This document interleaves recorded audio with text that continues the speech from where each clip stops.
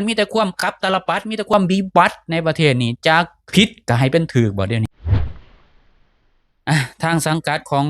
อาสากู้ภัยลาวเนาะที่เป็นข่าวหรือว่าเป็นกระแสอยู่ทุกมื้อนี้คือทางสังกัดของเพิ่นเนี่ยได้ออกมาโพสต์ขู่ว่าซั่นซะอืมออกมาโพสต์ขู่เด้แบบนี้เป็นการขู่เด้นี่เพิ่นว่าไผแชร์ข่าวกู้ภัยเล่นเกมนี่ระวังเด้อต้นสังกัดเพิ่นจะเอาผิดเพิ่นว่าหากหลังจากตรวจสอบแล้วบ่เป็นความจริงเขาก็มีการแชร์อยู่ในโลกออนไลน์สังกัดสังกัดของอาสาคนนี้เนี่ยบ่ได้เล่น social บ่หรือจังไดคือบ่ฮู้บ่เห็นเขาข้อมูลต่างๆเขาแชร์กันอึกกระทึกนี่เนาะมาออกมาขู่แบบนี้ติดนิสัยการขู่บ่หือ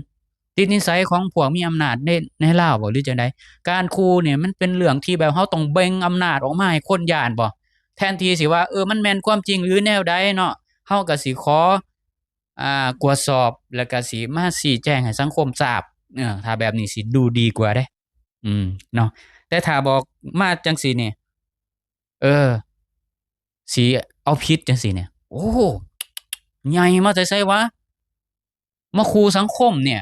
เขาแชร์กันเรื่องราวนั้นนั้นนั้นนี่เนาะเจ้าต้องไปกวดสอบคนแบบนี้ถ้าบ่ดีจริงต้องเอาออกต้องลงวินัยถามว่าปกป้องไว้อิหยังปกป้องให้เสริมบารมีของสังกัดบ่หือปกป้องไว้เพื่ออิหยังเอาไว้อ่าเรี่ยราหรือว่ารับบริจาคบ่หรือจั่งใดเรื่องบริจาคนี่คือกันเนาะ ทางกู้ภัยไทยเขาก็บอกอยู่แล้วว่ามีการเนาะเปิดรับบริจาคทั้งที่ว่าเขาห้ามแล้วเรื่องรูปภาพต่างๆนี่มีการแชร์ข้อความลงที่มันหลุดออกจากกลุ่มนี่เพิ่นก็บอกว่าเอาไปอิหยังเพื่อเอาไปประสานงานให้คนมาช่วยหรืออิหยังก็แล้วแต่เขาก็ไปเห็นเอาไปแชร์แบบขอรับบริจาคน่ะแล้วก็มีวิดีโอพร้อมเขาไปถ่ายแคปหน้าจอมาในเพจของสังกัดนั้นเนาะอืม เป็นแคปหน้าจอภาพวิดีโอเขาเลื่อนแล้วก็มีคนหนึ่งบอกว่ากำลังบริจาคเฉพาะคนเดียวนั่น4,500,000กีบก็ถือว่าหลายเด้อพี่น้องก็ถือว่าเขามีความจริงใจอยากสิช่วยแต่บ่ฮู้ว่าที่มาที่ไปเป็นจังไดสังกัดได้รู้เห็นบ่เรื่องนี้เงินเอาไปเฮ็ดหยังแหน่ได้ชี้แจงให้สังคมรู้อยู่บ่นะสังกัดทำโตแบบนี้เนาะมีพิรุธได้เนี่ยออกมาขู่นี่ปกป้องคนผู้นี้ไว้เฮ็ดหยังคือบ่กวดสอบ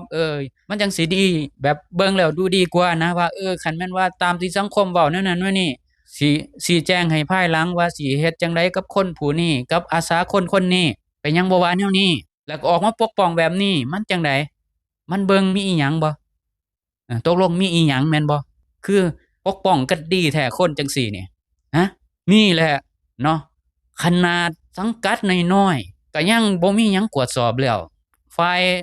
อำนาจการปกครองก็บ่สามารถที่จะมาเบิ่งมากวดสอบทั้งที่ว่าสังคมออนไลน์เขานี่แตกโคบแล้วมีการแชร์ว่าอาสาคนนี้เป็นแนวนั้นแนวนี้เนาะมันเป็นความประโยชน์อดสูของประเทศนี่เนาะขนาดเนาะสังกัดน้อยๆมูลนิธิน้อยๆยังเฮ็ดหยังบ่ได้แล้วแล้วภาษาอิหยังสิเป็นแบบระดับองค์กรการเมืองแขนงการเมืองหรือว่ากระทรวงอิหยังต่างๆที่เฮ็ดผิดมันบ่มีทางว่าสิเฮ็ดหยังได้เพราะว่ามันมีผลประโยชน์ร่วมกัน ปกป้องคนผิดซ้ำแล้วก็มาขู่สังคมพร้อมนะการนาบขู่นี่ติดเป็นนิสัยแล้วบ่นะการนาบขู่สังคมเนี่ยสิเอาผิดแนวนั้นแนวนี้เนี่ยนะแสดงอำนาจแสดงอิทธิพลในตัวเองว่าสามารถเฮ็ดหยังกับสังคมก็ได้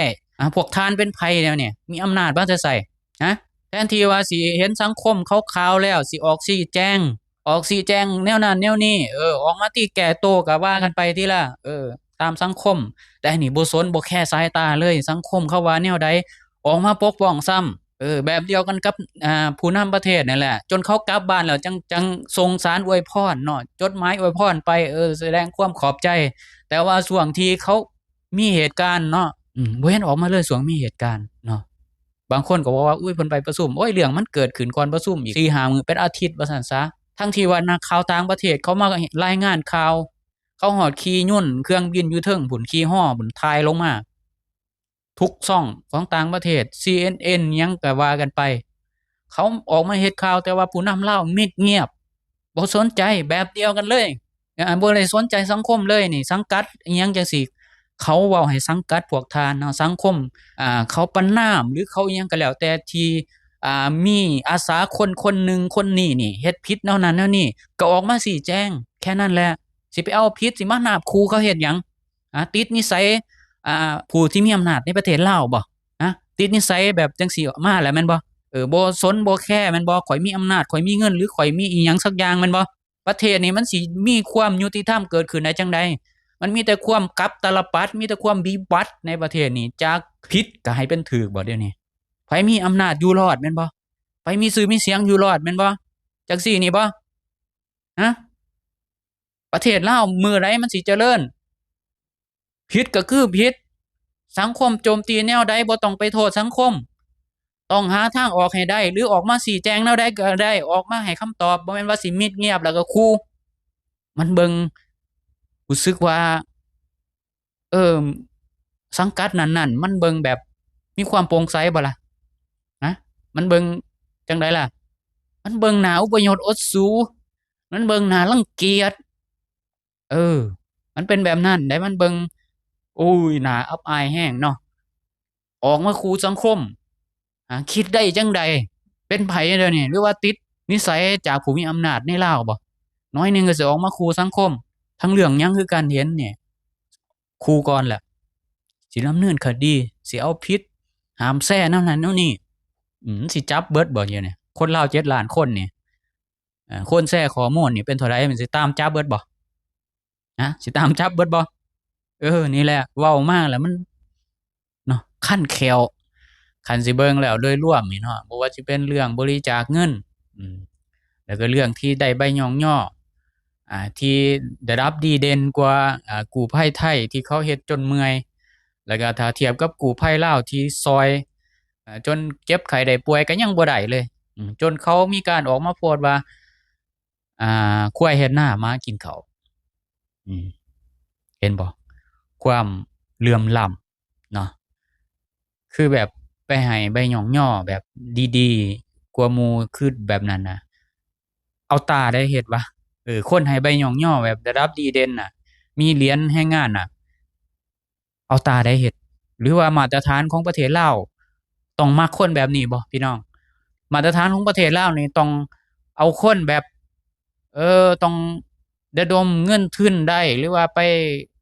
แอบอ้างเนาะเอาผลงานของผู้อื่นเอาไปแปะ QR Code ได้แล้วก็ต้องให้ใบย่องย่อบ่โดยเฉพาะเงินที่ได้มาก็บ่ได้รู้ที่มาที่ไปว่าเงินนั้นเอาไปไสแหน่ก็บ่มีการเปิดเผยก็เลยแบบน่าสิมีส่วนได้ส่วนเสียบ่หรือจั่งใดจึงให้ใบย่องย่อระดับดีทั้งที่ว่างานก็บ่ได้เฮ็ดไปก็เขาบอกว่าไปนอนไปง่วงเหงาหาวนอน